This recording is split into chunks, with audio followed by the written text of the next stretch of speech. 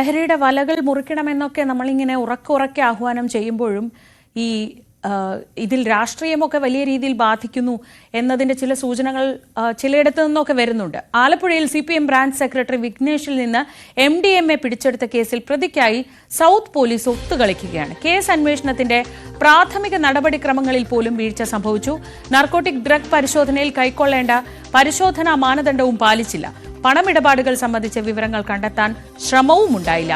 ശരണ്യ സ്നേഹജൻ വിവരങ്ങളുമായി. ശരണ്യ, ഈ ആലപ്പുഴയിലെ പോലീസിന് ഇതൊരു സ്ഥിരം പരിപാടിയാണോ? അതായത് ഇനി ഇങ്ങനെ ഇതിന്റെ കോടതിയിലേക്ക് ഈ കേസ് എത്തുമ്പോൾ നടപടിക്രമങ്ങൾ പാലിച്ചില്ല എന്ന പേരിൽ ഇത് വളരെ ഈസിയായി കാര്യങ്ങളൊക്കെ ഊരി പോരാമല്ലോ. എന്തൊക്കെ പ്രധാനപ്പെട്ട വീഴ്ചകളാണ് ഈ സൗത്ത് പോലീസിന്റെ ഭാഗത്തു നിന്ന് ഈ കേസിൽ ഉണ്ടായിട്ടുള്ളത്?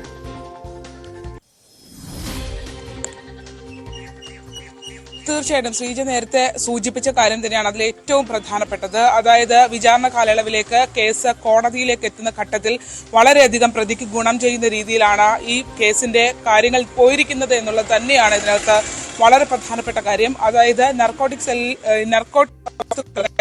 MDMA ഉൾപ്പെടെയുള്ള ലഹരി വസ്തുക്കൾ പിടിക്കുമ്പോൾ തീർച്ചയായും അതൊരു ഗസറ്റഡ് റാങ്കുള്ള ഓഫീസറുടെ സാന്നിധ്യത്തിൽ തന്നെ ദേഹപരിശോധന നടത്തണം എന്നുള്ള കാര്യം നിയമപരമായി തന്നെ ആ രീതിയിൽ തന്നെയാണ് ചെയ്യേണ്ടത്.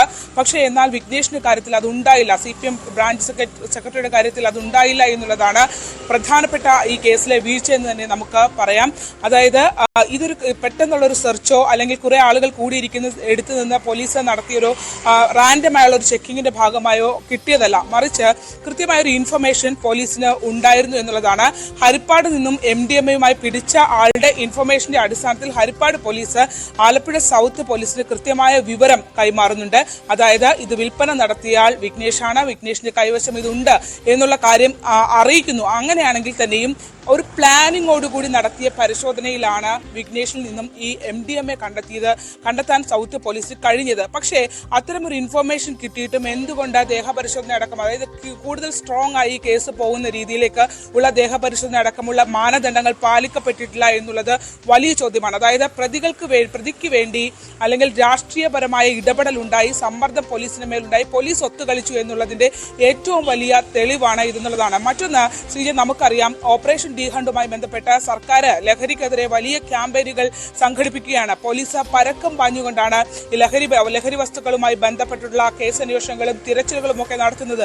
പക്ഷേ ആലപ്പുഴയിൽ ഇങ്ങനെ ഒരു കേസ് പിടിച്ച ഘട്ടത്തിൽ, അതായത് MDMAയുമായി CPM ബ്രാഞ്ച് സെക്രട്ടറിയെ പിടിച്ച ഘട്ടത്തിൽ എന്തുകൊണ്ട് തുടർ പരിശോധനകളോ ആ കേസിൽ തുടർ അന്വേഷണങ്ങളോ ഉണ്ടായിട്ടില്ല എന്നുള്ള ചോദ്യം വളരെ പ്രസക്തമാണ്. അതായത് FIR വ്യക്തമാക്കുന്നത് ഈ വിഘ്നേഷിന്റെ കൈവശം MDMA ഉണ്ടായിരുന്നു, ഒഴിഞ്ഞ സിറിഞ്ചുകൾ ഉണ്ടായിരുന്നു, ഒപ്പം തന്നെ MDMA വിൽപ്പന നടത്തിയതിന്റെ പണമിടപാടിന്റെ 500 രൂപ നോട്ടുകളും ഉണ്ടായിരുന്നു എന്നുള്ളത് FIRലടക്കം വ്യക്തമാണ്. അങ്ങനെ പിടിച്ചൊരു പ്രതി ഒരുപക്ഷെ കൂടുതൽ നമുക്ക് ഈ കേസിനകത്ത് നമ്മൾ കണ്ടത് അതിന്റെ ക്വാണ്ടിറ്റി കുറവാണ് എന്ന് പറഞ്ഞുകൊണ്ട് സ്റ്റേഷൻ ജാമ്യം നൽകി വിട്ടയച്ചു എന്നുള്ളതാണ് FIR പ്രകാരം ഉള്ളത്. എന്നാൽ ഈ ഒരു പ്രതിയുടെ ഭാഗത്ത് നിന്ന് ഇങ്ങനെ വിൽപ്പന നടത്തി എന്നുള്ള കാര്യം അതേസമയം തന്നെ FIRൽ രേഖപ്പെടുത്തുകയും ചെയ്യുന്നുണ്ട്. അങ്ങനെയാണെങ്കിൽ ഇതിനകത്ത് കൂടുതൽ ക്വാണ്ടിറ്റി സാധനങ്ങൾ ഉണ്ടായിരുന്നു. കാരണം വിഘ്നേഷിനെ പിടിച്ചത് EMS സ്റ്റേഡിയത്തിന് മുന്നിൽ നിന്നാണ് എന്നുള്ളതാണ് പോലീസ് പറയുന്നത്.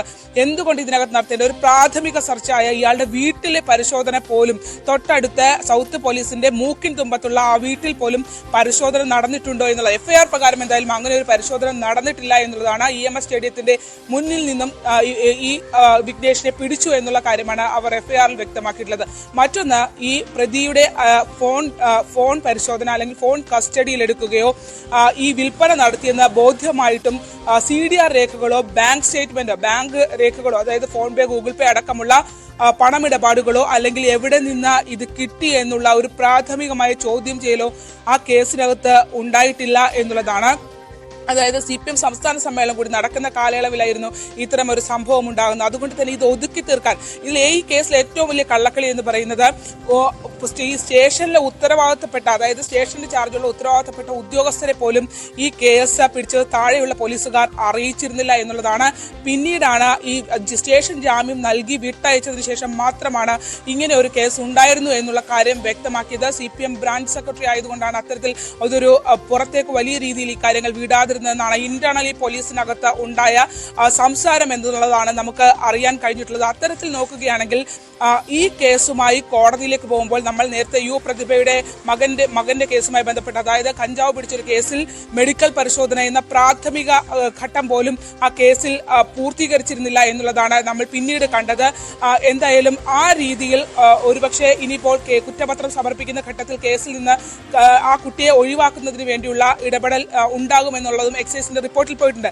സമാനമായ രീതിയിൽ ഈ കേസ് കോടതിയിൽ വരുമ്പോൾ നിൽക്കാൻ ഒരു സാധ്യതയും ഇല്ലാത്ത രീതിയിലാണ് അത് ഫ്രെയിം ചെയ്യപ്പെട്ടിട്ടുള്ളത് എന്നുള്ളതാണ് ശ്രദ്ധേയം. ശരിയാണ് ശരണ്യ, അതുകൊണ്ട് തന്നെയാണ് ഞാൻ ചോദിച്ചത്, ആലപ്പുഴയിലെ പോലീസിന് ഇതൊരു സ്ഥിരം പരിപാടിയാണോ എന്ന ചോദ്യം അത് തന്നെ ഉദ്ദേശിച്ചായിരുന്നു. നമ്മുടെ പോലീസിന് കേസ് അന്വേഷിക്കാൻ മാത്രമല്ല, കേസ് ഒതുക്കി തീർക്കാനും കേസ് ഇല്ലാതാക്കാനും ഒക്കെ നല്ലവണ്ണം അറിയാം. സർക്കാരിന്റെ മുന്നിലേക്കാണ് ഈ വാർത്ത വെക്കുന്നത്. ബ്രാഞ്ച് സെക്രട്ടറി ആണെങ്കിൽ ലഹരി കേസിൽ അറസ്റ്റിലായാൽ അല്ലെങ്കിൽ ലഹരി കേസുമായി ബന്ധപ്പെട്ട് പിടിയിലായാൽ അവർക്ക് എന്തെങ്കിലും ഇളവുണ്ടോ എന്ന് പറയേണ്ടത് സർക്കാരാണ്. അത് കളമശ്ശേരിയിലായാലും ശരി, ആലപ്പുഴയിലായാലും ശരി, ലഹരിയുടെ വല മുറിക്കാനാണ് സർക്കാർ ഉദ്ദേശിക്കുന്നതെങ്കിൽ കർശനമായ നടപടികളാണ് വേണ്ടത്. അത് ബ്രാഞ്ച് സെക്രട്ടറി ആയതുകൊണ്ട് അങ്ങ് തേച്ചു മാച്ച് കളയാം എന്ന് കരുതിയാൽ അത് ഉണ്ടാക്കുന്ന പ്രത്യാഘാതങ്ങൾ വലുതായിരിക്കും. ഈ കണ്ണികൾ ഇതുപോലെ തന്നെ ശക്തമായി തുടരുക തന്നെ ചെയ്യും എന്ന് മാത്രമേ പറയാനുള്ളൂ. ശരണ്യ സ്നേഹജനാണ് ആലപ്പുഴയിൽ നിന്ന് വിവരങ്ങൾ നൽകിയത്. ആലപ്പുഴ സൗത്ത് പോലീസിന്റെ ഭാഗത്ത് ഒരു ലഹരി കേസിൽ ബ്രാഞ്ച് സെക്രട്ടറി ഉൾപ്പെട്ടപ്പോൾ ഉണ്ടായ വീഴ്ചകളാണ് ചൂണ്ടിക്കാണിക്കുന്നത്.